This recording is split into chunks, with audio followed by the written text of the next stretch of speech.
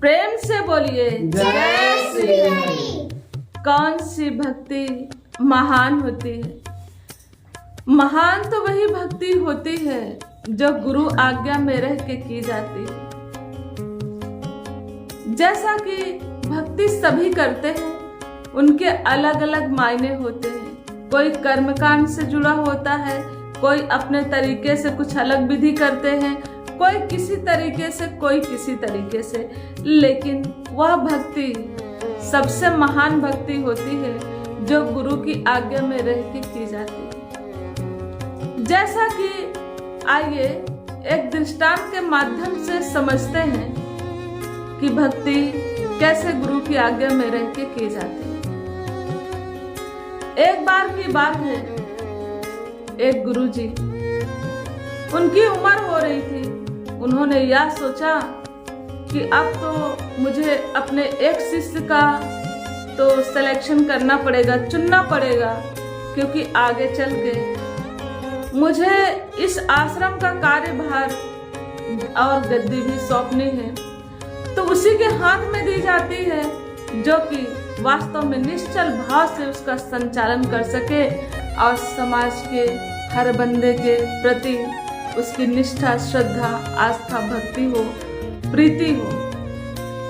यह सभी के पास नहीं होती है। वह वही कर सकता है जिस पे स्वयं नारायण की कृपा होती है कि नर सेवा नारायण सेवा वाला भाव सबके अंदर नहीं होता है। जैसा कि अब गुरु जी ने क्या किया, आश्रम में तो बहुत सारे शिष्य रहते थे। एक दिन गुरुजी ने बुलवाया एक शिष्य को रात में 2 बजे और बोला, बेटा दातुन लेके आओ, मुझे दातुन करनी है। तो शिष्य बोला, ठीक है गुरुजी। वह गया, देखा आसपास कहीं पेड़ नजर नहीं आया नीम का, वापस चला आया। दूसरे शिष्य को उन्होंने बुलवाया, दूसरे शिष्य से बोला कि बेटा मुझे दातुन करनी है, एक दातुन लेके आना। वह भी गया, घूमा टहला, देखा और मन ही मन में बोल रहा था कि गुरुजी का लगता है दिमाग खराब है क्या, रात में 2 बजे दातुन करेंगे। वह भी चला आया, बोला गुरुजी अंधेरा है, नीम का पेड़ आसपास दिखा नहीं। बोले ठीक है। फिर तीसरे शिष्य को भेजा गुरुजी ने, वह भी गया, वह भी देखा, दूर दूर तक देखा, उसने प्रयास किया लेकिन दातुन नहीं मिली। वह भी वापस चला आया। क्या था, अंधेरी रात और घना जंगल, जानते हैं संत महात्मा जंगलों के बीच में ही तो रहते हैं। वह भी चला आया। फिर चौथे शिष्य को भेजा जिस पे थोड़ा सा उनको लगता था कि यह मेरा आज्ञाकारी शिष्य है।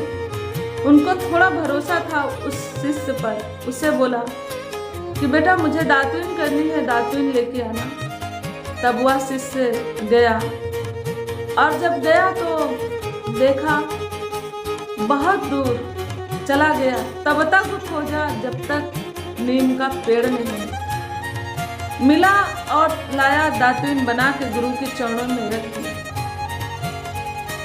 गुरुजी ने बोला कि बेटा तुमने क्वेश्चन नहीं किया कि 2 बजे रात में क्यों भेज रहा हूं, और 2 बजे रात, अंधेरी रात, तुम्हें दातुन का पेड़ कहाँ से मिला, नीम का पेड़।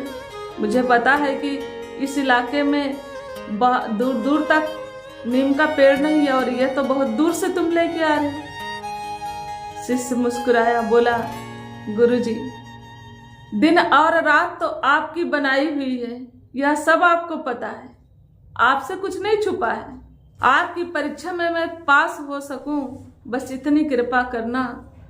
और मुझे कोई मतलब नहीं है दिन और रात से, बस मुझे आप आदेश करें।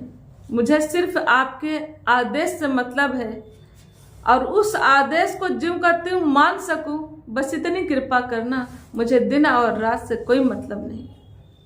वास्तव में जो सच्चा शिष्य होता है वह गुरु की तरफ इशारा ही काफी होता है। उसके इशारे पे वो अपनी जिंदगी भी कुर्बान कर देने में पीछे नहीं होता है। यह तो चीजों की बात है। असली भक्ति, सही भक्ति का यही मायने है कि गुरु के वचन जो आए ज्यों का त्यों पालन करना। इफ नो बट ना हो, सोच विचार अपना दिमाग ना लगाए, जैसा आदेश आए वैसा पालन करें, तभी आप वास्तविक भक्ति कर सकते हैं। इसी को कहते हैं सर्वश्रेष्ठ भक्ति कही गई है। जैसे आप जानते होंगे, जब आपको सत्संग मिलेगी तो गुरु जरूर मिलेगा, या आपकी पहचान होनी चाहिए कि हम कैसा गुरु करें। वह गुरु कैसा है, कर्मकांड में फंसा रहा या पैसे के लिए कर रहा या कैसे कर रहा, वो आपकी अपनी दृष्टि होनी चाहिए कि गुरु को भी आप अपनाएं तो बहुत सोच समझ के अपनाएं, ताकि आपका मार्ग भटक ना जाए। सही और सच्चे मार्ग पर वही गुरु चला सकता, सिखा सकता है, जो स्वयं इस प्रभु से जुड़ा है। वही प्रभु का रास्ता बता सकता है, और उसका स्वयं का कुछ लालच नहीं होना चाहिए। भक्ति में लालच कैसा, भक्ति में स्वार्थ कैसा। निस्वार्थ भक्ति, निश्चल भाव से भक्ति वही शिष्य कर सकता है जो गुरु के लिए गुरु को भगवान के जैसा माने।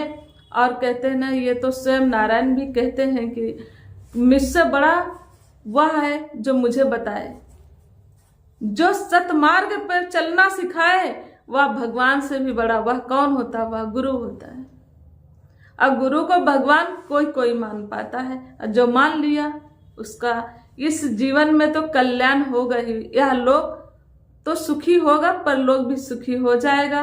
तो ऐसी भक्ति को हम सर्वोपरि भक्ति कहते हैं, सर्वश्रेष्ठ भक्ति कहते हैं। तो आइए इन्हीं शब्दों के साथ हम क्षमा चाहते हैं। प्रेम से बोलिए जय श्री हरि।